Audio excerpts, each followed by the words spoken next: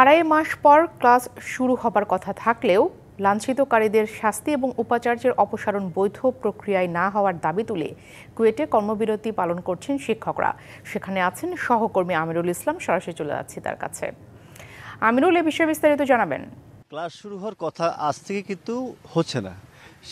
শিক্ষার্থী যারা তারা কিন্তু হলে অবস্থান করছে, কিন্তু শিক্ষকদের যে অনড় অবস্থান, সেই অনড় অবস্থানের জন্য আজও শিক্ষা কার্যক্রম চালু হয়নি। তবে ছাত্রদের শিক্ষকদের যে একটা অবস্থান ছিল, সেটা ছাত্রদের যে দাবি বাস্তবায়ন হলেও শিক্ষকদের দাবি বাস্তবায়ন না হয় এখনও যে অশান্ত অবস্থা বিরাজ করছে খুলনা প্রকৌশল ও প্রযুক্তি বিশ্ববিদ্যালয়। আমরা কথা বলবো, এখানে যে শিক্ষার্থী রয়েছেন, আসলে আপনাকে জানতে চাই আসলে যে এই সংকট সমাধান কোথায়? বিশেষ করে আপনারা তো আন্দোলন ছিলেন, এখন শিক্ষকরা আন্দোলন করছে, যার কারণে কি সমাধান কোথায় হবে, কি মনে করছেন আপনারা?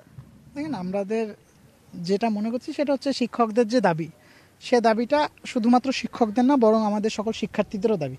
আমাদের প্রত্যেকটা শিক্ষার্থী এখনও তাদের যে যৌক্তিক 5 দফা দাবি ছিল, সেই 5 দফা দাবির উপরে এখনও অনড় রয়েছে, এক চুলও নড়েনি।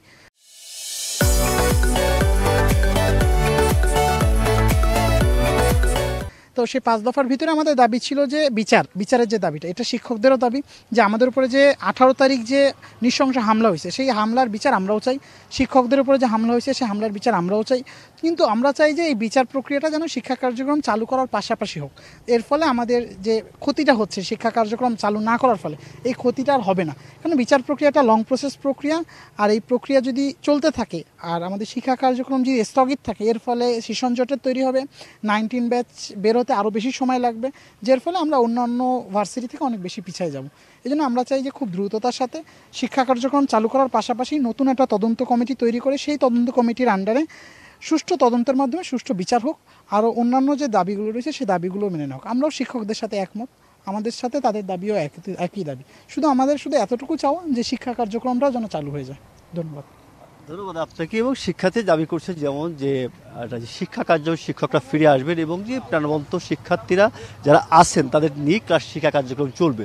সেই সঙ্গে যে বিচারের যে প্রক্রিয়া, সেই বিচারের প্রক্রিয়া বিশেষ করে দুটি পক্ষ কিন্তু একটি বিষয় যে 5টা দফা দাবি যে হামলাকারী বা যারা সঙ্গে জড়িত তাদেরকে বিচারের আওতায় আনা এবং তদন্তপূর্বক যে ব্যবস্থা, সেই ব্যবস্থা নেওয়া, এটাই ছিল সর্বশেষ অবস্থা। আমিরুল, ধন্যবাদ আপনাকে।